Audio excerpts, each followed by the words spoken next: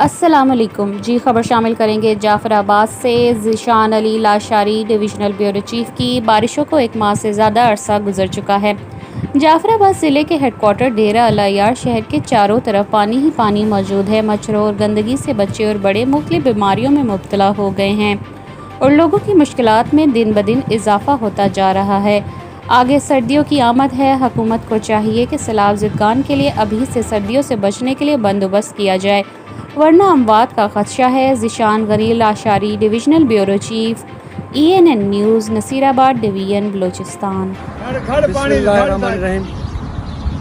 اس وقت ہم ڈسٹرکٹ جعفر آباد کے ہیڈ کوارٹر ڈیرہ العیار شہر کے بائی پاس کے بالکل اوپر کھڑے ہیں۔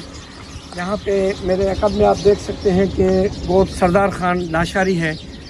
یہ گاؤں کی صورتحال ہے، زمینی حقائق آپ کو کیمرے کی آنکھ سے آپ دیکھ سکتے ہیں۔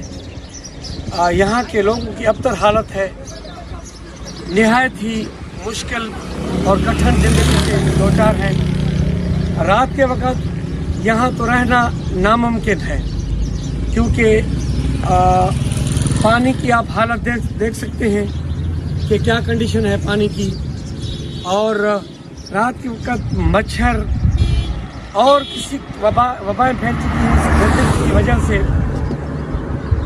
یہاں کے لوگوں کا کہنا ہے کہ یہاں کوئی پرسان حال نہیں۔ تو اس گوٹ سردار خان لاشاری کے لوگ میرے ساتھ اس ٹائم موجود ہیں۔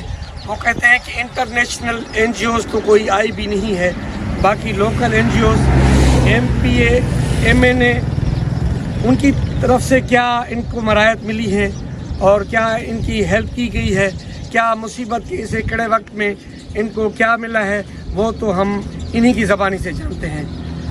سر جی، گزارش یہ ہے کہ یہ ہے مین شاہراہ جو پاکستان کو ملاتی ہے، بائی پاس، جمالی بائی پاس کہلاتی ہے۔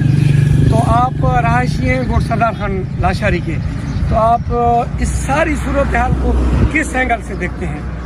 بسم اللہ الرحمن الرحیم۔ صورتحال آپ کے سامنے ہے۔ آج تقریباً 15 سے 20 دن ہو چکے ہیں، لوگ آپ کے سامنے روڈوں پہ ہیں، نہ انہیں شیلٹر ہے، نہ ان کے پاس کوئی لائٹس کا بندوبست ہے، نہ ان کے پاس کوئی صاف پینے کا پانی ہے، اور اس وقت تک صرف یہاں الخدمت فاؤنڈیشن ہے، وہ بھی کھانے کی حد تک کچھ دے رہی ہے۔ اس کے علاوہ ابھی تک یہاں کوئی نہیں پہنچا، اور یہاں پہ اب وبائی امراض، اب یہاں پہ بخار کی وبا ایسی پھیلی ہے کہ ہر بندے کو تقریباً ملیریا ہے، اور وہ اتنی استطاعت نہیں رکھتے کہ وہ جا کے ڈاکٹرز کو پرائیویٹ دکھا سکیں۔ یہاں پہ کوئی اگر الخدمت کا یا کوئی میڈیکل کی موبائل آتی ہے تو ان کو بیچارے دکھاتے ہیں۔ آپ دیکھ سکتے ہیں کہ 4 فٹ پانی کھڑا ہے۔ اب 4 فٹ پانی کو پتہ نہیں کتنا ٹائم لگے گا یہاں سے نکلنے میں۔ تو یہ لوگوں کی زندگی جو ہے بہت مشکل میں ہے، لوگ بیچارے کھلے آسمان تلے پڑے ہیں اس شدید گرمی میں اور اس دھوپ میں، ان کا برا حال ہے، اور یہاں ابھی تک کوئی ایسی NGOز نہیں